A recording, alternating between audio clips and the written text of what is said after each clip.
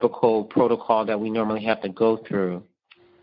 It was done through a petition, and I can talk more, about that a little bit later in the show. But basically, so I've been here. I've had I've gotten into TV and radio. That just kind of happened. You come here with a certain goal to do certain things, and then the ancestors said, "Yeah, we'll get around to that, but this is what we want you to do now."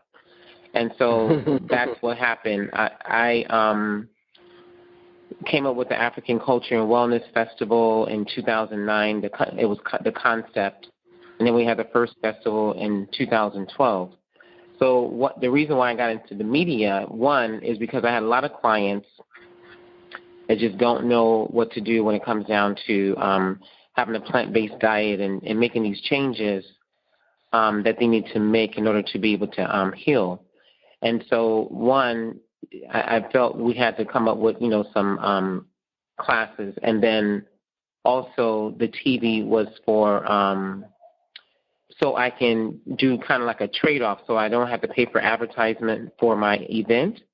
I did like a trade-off so I could give them some TV content. Let Your Food Be Your Medicine was pretty much the segment. And we used food therapy, and did different recipes. We had the Vegan All-Stars is basically different chefs that have some of the best tasting vegan food, and they have, books, cookbooks, or they do classes, or they have restaurants or catering services or what have you. And we just kind of came together here on the grounds and said, okay, let's do this as part of the year-round program for the festival. And then, the cook will come on to do a demonstration of the food, and I would sit on the sofa with the host and talk about all the ingredients and the healing effects of it. And so we had one show, then two shows. By the third show, it was like, this is it. This is a good synergy. Everybody, the producer got the biggest kudos from his bosses and his coworkers. And we were live for about, 14 months every Saturday morning on the #1 morning show in Ghana. And I think I was the only Black American or only diasporan on TV at that time, definitely in reference to health and wellness. And because there's other people here that could have did the same thing, but, it's like, I know it was a struggle to convince them because, of the language barrier. Really the accent is English speaking here, but really the accent. But at the same time, I'm coming from a place where, this is what I live. This is what I, believe in. And I know my stuff. So y'all got to let me on because I got something to say. That's right. I can help. Right. I can help, So I was able to get that going, and then I got a plane flying over. And then also there was another station, GTV, which is Ghana's first and biggest TV station in all the regions. They, because I was always bugging the Ministry of Health department here, is always in their face trying to get endorsements, trying to get support, trying to, get them to come on board with what we're doing for the festival and just different, the Vegetarian Association that's here in Ghana. I was just involved in a lot. So I was just always in their face. So one day someone called from GTV and said, we need someone to come talk on the benefits of fruits and vegetables. And so immedately my name came to mind because I was the only one on their mind. I was there so much. I think everybody knew me. They knew as soon as I pull in, they had a parking space. They just go ahead and say, "Go park right here, Dr. Sharita." Because it's just like okay. And the director, every time he see me coming, was just like, tell her I'm not here. Just tell her I'm not around. I said, "Oh no, I see you, director. I see you." I tell you, I need to talk to you. God works in spiritual ways. Right, God works in spiritual ways, I tell you. Yes. So it's been, it's been just like you said. It's a lot of different things that I've taken on here and been able to progress a lot. We have our product, New Body Products, which has been around since 1976. And Dr. Paul Goss, my father, is the founder.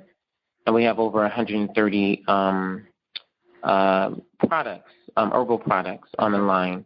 And so we've been doing that here in Ghana as well. And so, and then I'm also just now getting into sort of farming, cashew in particular. We're looking at doing hemp. And I'm also working with a women's farmers association to help get them certain products to the market throughout Africa as well as to the U.S. and Europe. And so that's kind of like my new project, because food is the new currency. Food is the currency, always has been. But it's something that we have to have control over. And because, there's a lot going on here with agriculture and GMO and things like that, I thought it would be very important for me to jump on board of that, because, food is, a big part of my life, and food therapy is a big part of my life. So we have to make sure that we don't end up with the same problems that we have in America due to having genetically modified foods. Yes, it is a problem. It is a catastrophe to our people. So we've talked about repatriation, you leaving the States and living in Africa now. What were some of the challenges that you faced early on that you now look back at and say, wow? That's a good question, because I guess I've been here so long, I've just gotten immune to a lot of things. But I would say the biggest challenge is when it came down to people and them being straightforward with things, because people will tell you one thing and then do totally something else, or people will just, kind of just lie to your face. Like, for example, buying land or, just different things, maybe making purchases, for certain things, and people overcharging, or, just people just even in just friendship and dating and things like that, people just not being, I just never. Transparent. Yeah, not being transparent, and I just never been lied to like that.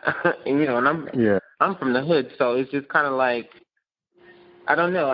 That was one of the things where it was like, okay, wait a minute, I got to get my head around this piece, because this is not, I didn't come here for that, and I have to figure out, what, why. And then, my father always said that, African people as a whole, all around the world, we are ill because we have been oppressed for so long, so we have to be patient with each other and have an understanding that if you know somebody is ill, then you're going to deal with them in a different way.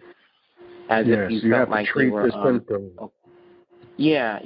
so basically, I met a brother a few years ago, and he, I told him he should have been at the airport when I first arrived, because he would have made everything clear for me, and I would have been able to deal with things with a different approach. So I asked him, I said, one of the things that people have a hard time with is people just not being straightforward and the lying. It's too much, and he's like, well, you got to understand, the colonial master kind of trained us to be this way. And he said that when the colonial master taught you to tell people what they want to hear and not necessarily the truth. And so when he said that, I lived in Atlanta for 20 years before coming, from LA to Atlanta for 20 years before coming to Ghana. And when he said that, living in the South, I totally understood where he was coming from, because in the South, you still have people, older people, who won't look a white man directly in his face when he's speaking to him, and won't be, straightforward. In other words, you see Mr. Charlie, and Mr. Charlie says, hey, Joe, how you doing today? Oh, everything is fine, Mr. Charlie. Everything is, wonderful, Mr. Charlie. And knowing that Mr. Charlie's house is burning down, you're not going to say, oh, well, your house is burning down.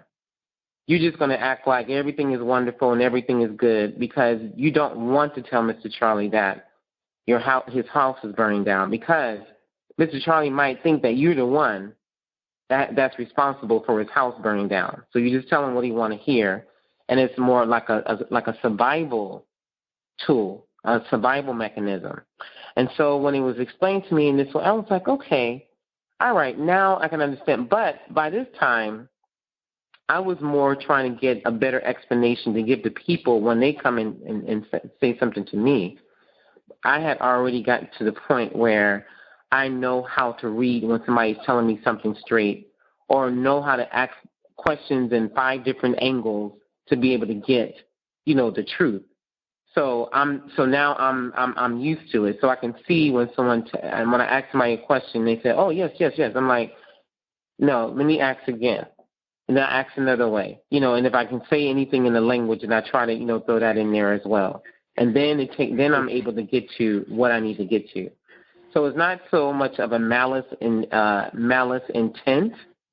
It's just more of a survival mechanism. And that's one of the things I think that is very important for people to understand when they're coming here, because when you say something about your mama, like, oh, somebody's asking you maybe some money. Oh, I need some money because, my mother, has passed away, and me and my brother here, we're hungry, and we need this, that, and the other.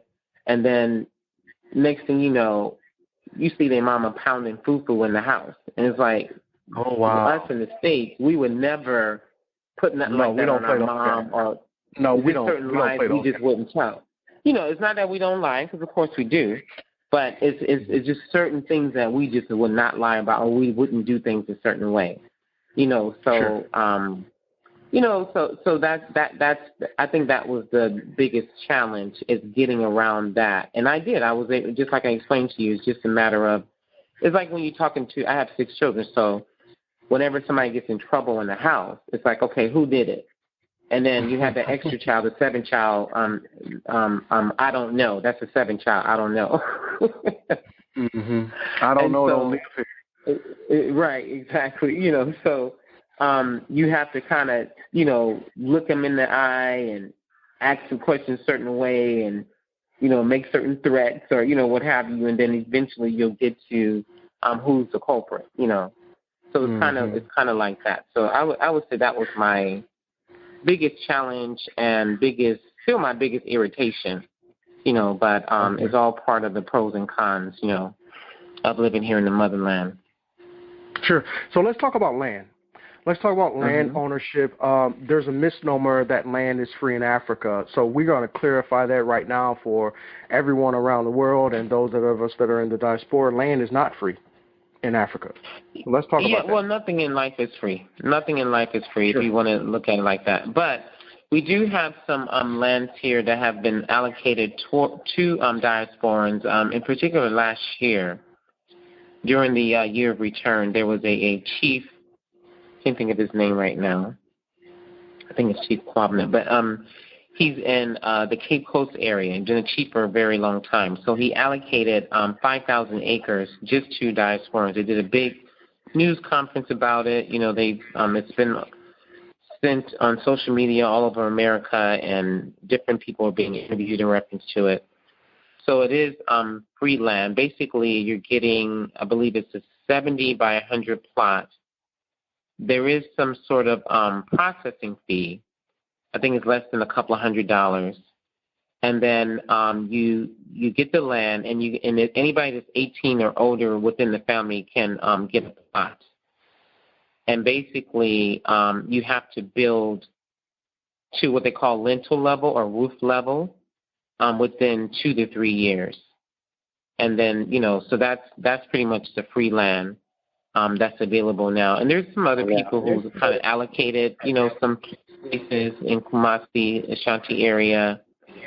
Sure. And a few other so places. Let's talk about and that. Then we have some very cheap land as well. All right, so let's talk about that for the record now.